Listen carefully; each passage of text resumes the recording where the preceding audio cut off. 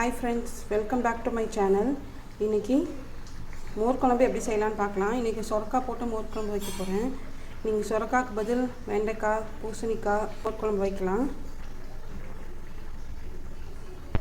மோர் குழம்பு வைக்கிறதுக்கு 2 ஸ்பூன் மல்லி, 2 காஞ்ச மிளகா, 1/2 ஸ்பூன் ஜீரகம், 1/2 ஸ்பூன் துவரம்பருப்பு, 1 ஸ்பூன் அரிசி, இது எல்லாத்தையும் சேர்த்து ஒரு 1 மணி நேரம் தண்ணியில் ஊற வச்சு எடுத்துக்கோங்க. அதுக்கப்புறம் அதோடு சேர்த்து 1/2 மூடி தேங்காய், 2 பச்சை மிளகாய், இது ரெண்டுத்தையும் சேர்த்து நைஸாக அரைச்சி எடுத்துக்கணும்.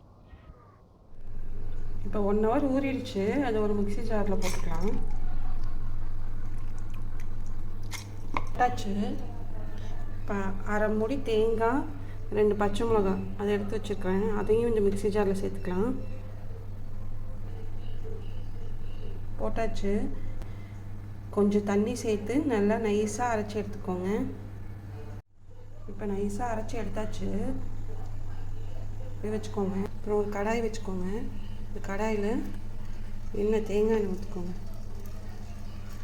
கொஞ்சம் ஒரு 2 ஸ்பூன் எண்ணெய் ஊற்றிக்கோங்க. சுரக்காய் மோர் குழம்பு தான் வைக்க போகிறேன். அதனால கடாய் வச்சுக்கலாம். எவ்வளோ காய் தேவையோ அவ்வளோ போட்டுக்கோங்க. சுரக்காய் போட்டுட்டு அடுத்த சிம்மில் வச்சு ஒரு 3 போட்டு மூடி வைக்கோங்க. அது அப்படியே அந்த எண்ணெயிலே வெந்துடும். அப்படி வேகலைன்னா லைட்டாக தண்ணி ஊற்றி சுரக்காய் வேக வச்சுக்கோங்க. வெந்ததுக்கப்புறம் பார்க்கலாம். இப்போ மூடியை ஓப்பன் பண்ணி பார்க்கலாம். இப்போ சுரக்காய் நல்லா வெந்துருச்சு. இந்த அரைச்சி வச்சதை ஊற்றிக்கலாம்.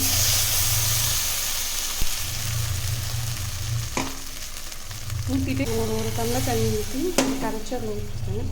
அதை கரைச்சி விட்டுக்கோங்க.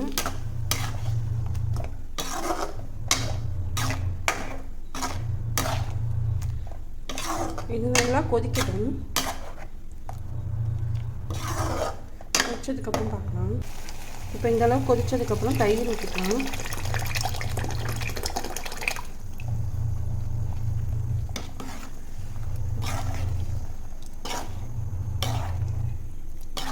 தயிர் ஊற்றி நல்லா கிளறி விட்டுக்கோங்க. இப்போ இதுக்கு தேவையான அளவு உப்பு போட்டுக்கலாம். 1/2 டீஸ்பூன் மஞ்சள்தூள் போட்டுக்கலாம். போட்டுட்டு கிளறி விடுங்க. ஊற்றி நல்லா கிளறி விட்டோன்னே இந்த மாதிரி ஆகிடும். இப்படி வரும்போதே ஆஃப் பண்ணிடுங்க. அடுப்பு ஆஃப் பண்ணிடலாம். வைக்கிறதுக்கு தேங்காய் எண்ணெய் ஊற்றிக்கலாம். தேங்காய் எண்ணெய் ஊற்றிட்டு எண்ணெய் காஞ்சதும்